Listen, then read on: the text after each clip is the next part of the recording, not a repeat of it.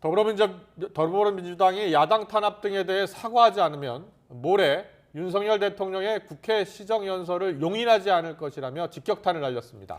국민의힘은 이재명 대표가 과거 특검을 요구한 사람이 범인이라고 했다면서 거듭 민주당의 특검 제안을 거부했습니다. 국회 연결해 보겠습니다. 김승환 기자. 네, 국회입니다. 네, 민주당이 윤석열 대통령의 사과를 협치의 조건으로 내걸었죠. 네, 박홍근 원내대표는 오후 기자간담회에서 국회를 무시하고 야당 탄압이 끊이지 않는데 대통령이 국회를 찾는 시정연설 상황을 묵과할 수 없다고 강조했습니다.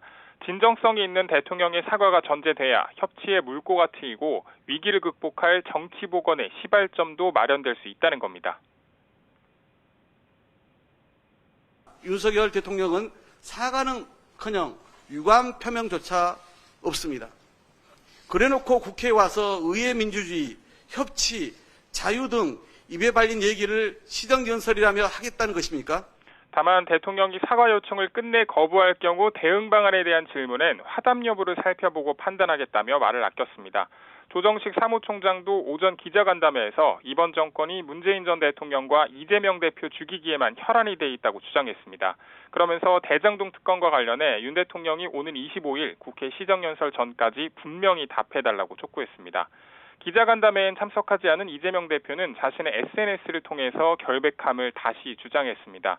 화천대유 대주주인 김만배 씨가 자신을 욕했다는 기사를 첨부하며 2021년 4월이면 대장동 사업도 끝난 뒤인데 그들이 과연 원수 같았을 자신의 대선 자금을 줬겠냐고 반박했습니다. 네, 국민의힘도 예정에 없던 맞불 기자간담회를 열었죠. 네, 주호영 원내대표는 민주당 박홍근 원내대표의 간담회가 끝난 직후 기자간담회를 열어서 특검은 수사를 뭉갤 때 필요하다면서 수사를 제대로 하는데 저지를 하기 위해 특검한다는 얘기는 처음 듣는다고 말했습니다. 그러면서 민주당의 물타기, 증거인멸 시도라면서 특검을 수용할 수 없다고 선을 그었습니다. 이재명 대표가 이전에 이미 말씀을 하셨습니다. 특검을 요구하는 자가 범인이라고 이야기를 했습니다. 수사를 늦추는 방편으로 특검을 요구하는 의도가 너무 속이 보이지 않습니까?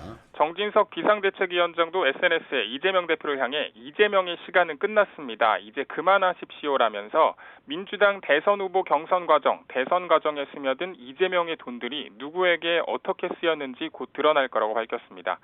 앞서 장동혁 원내대변인도 대장동 진실이 이재명 대표 턱 밑까지 온 상황에서 특검을 하는 것은 적절하지 않다고 강조했고 민주당이 거대 의석을 활용해 강행할 경우에는 국민적 비판을 받을 거라고 경고했습니다.